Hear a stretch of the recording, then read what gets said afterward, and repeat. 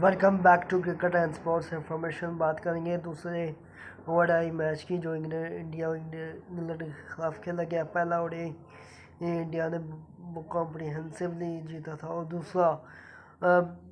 कल दूसरा India England के खिलाफ मैच खेला गया।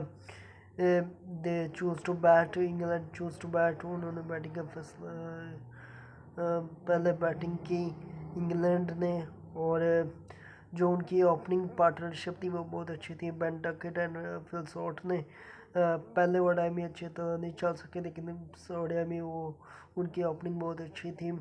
तकरीबन आपके 10 ओवरों में 70 रन के करीब थे, जो कि 7 रन बने रन रेट की रेट्स बना रहे थे। बाद में जेरूट ने भी अच्छी पारी खेली और 50 रन बनाए।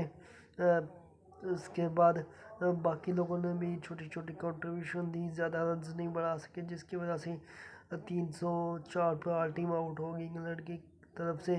इंडिया की तरफ से ज़बरदस्त बॉलिंग का मुजाहरा किया, ख़ासतौर पर जडेजा की। इस पिच पर जडेजा को बहुत अच्छी मदद मिली और ख़ासा टर्न हो रहा था, बहुत ज़्यादा टर्न नज़र आ रहा था। वो अच्छी उन्होंने पिच के फ़ायदा उठाया और तीन आउट के 10 ओवर में 35 रन देकर 3 आउट।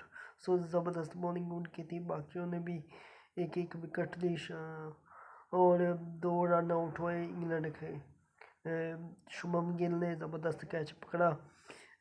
फिर इंडिया ने अपनी टारगेट चेज डाउन करने के लिए अपनी इनिंग्स का आगाज़ किया।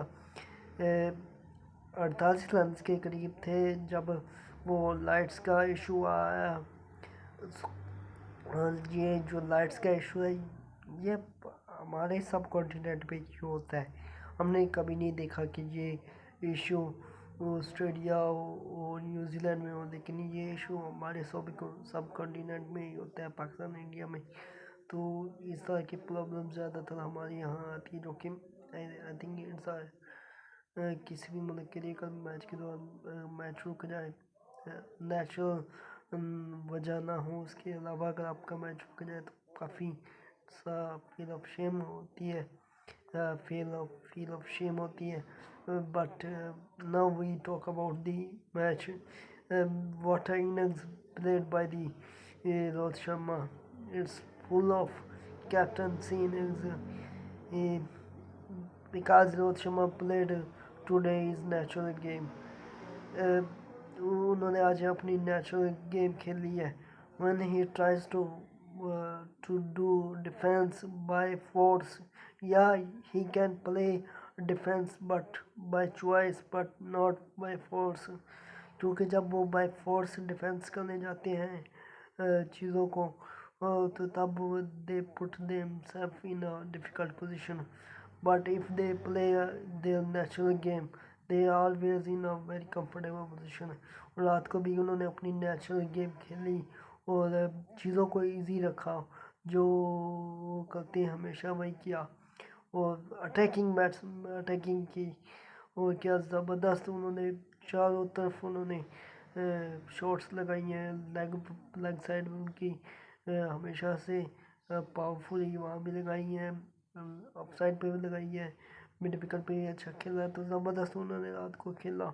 और एक आई ऑलवेज से उन पर इतने अरसे से जो क्रिटिक्स हो रहा था, तो मैं I always believe on one thing, if you give answer by tongue, then maybe it remains for a short period of time.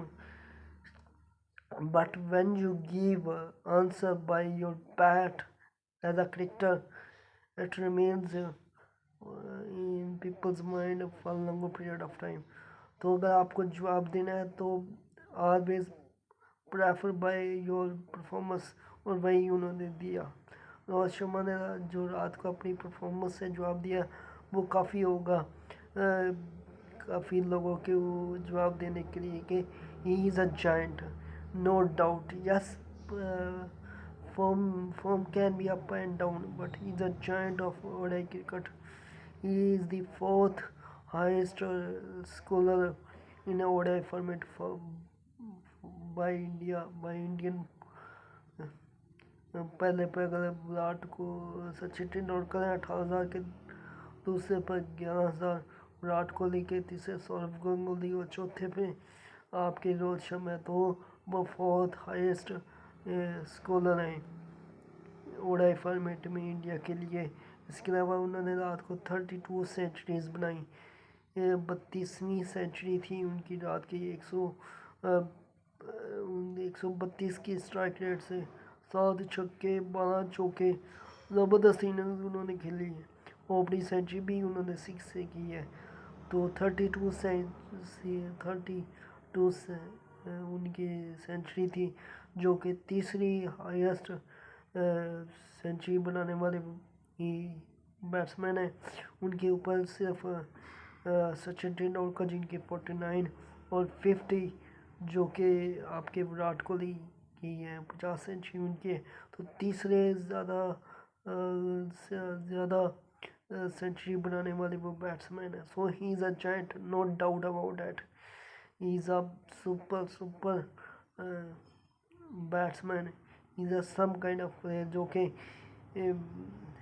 One handedly match को पलट सकता है। He can win matches for his team by single handedly. तो रात को उन्होंने बहुत अच्छी इनिंग्स खेली, बहुत अच्छी अपनी टीम को जिताया और कैप्टनसी इनिंग्स थी। when your captain from your confidence automatically rises. So it's very important that your captain should lead from the front. It's very important for the team confidence that exactly Rohit Sharma do yesterday. So it's a very amazing performance। और 2 match रात को भी उन्होंने जीत लिया। ठीक है, कुछ आखिर में कुछ चीज़ें स्टक हो गई थी, लगातार 3 आउट हुए, लेकिन फिर भी इंडिया ने ये चेज आउट कर लिया। एक कंसर्निंग की बात है जो कि लगातार लग रही है, वो भी इतनी ज़्यादा कि विराट कोहली काफ़ी अर्से से स्टक हो गए हैं, रन्स नहीं आ रहे उनके बैट्समैन ने।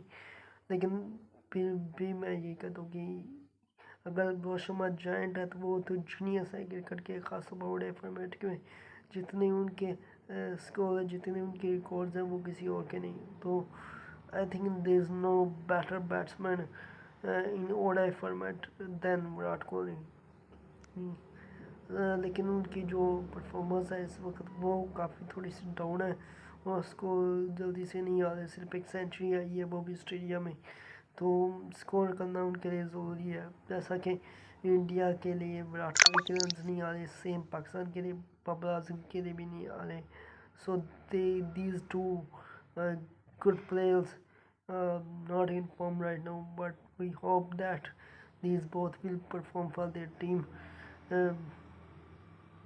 Just look upon what Virat Kohli can do in third ODI format. So if you like the video, keep like, subscribe and share.